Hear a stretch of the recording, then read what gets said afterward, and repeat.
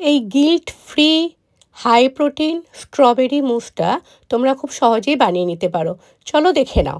প্রথমে স্ট্রবেরিগুলোকে আমি আধা ঘন্টা জলে ভিজিয়ে রেখে ভালো করে ধুয়ে নিয়েছি। ধুয়ে আমি কেটে নেব। একটা মিক্সি জার নেব। তার মধ্যে আমি কিছুটা পনির দেব। আমি এখানে 100 গ্রাম মতো পনির দিয়েছি। তার মধ্যে দিয়ে দেব স্ট্রবেরিগুলো। আমি আলাদা করে কোনো চিনি বা গুড় ইউজ করব না। এখানে আমি খেজুর নিয়েছি, ভালো করে ধুয়ে নিয়েছি, বীজগুলোকে ফেলে দিয়েছি। আর নেব আমি কিছুটা মধু।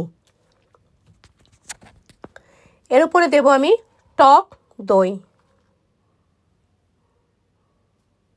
আর দুধ দেব আমি, দিয়ে ভালো করে ব্লেন্ড করে নেব।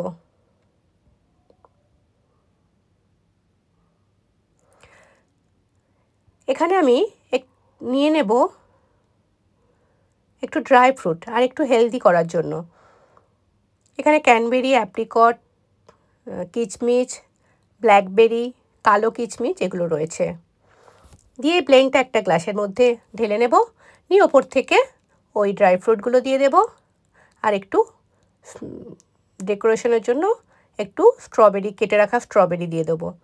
দিয়ে এমনি ফ্রিজে আমি 5-6 ঘন্টা রেখে দেব। রেখে দিলেই আমার স্ট্রবেরি মুস রেডি। ভালো লাগলে প্লিজ লাইক করে দিও।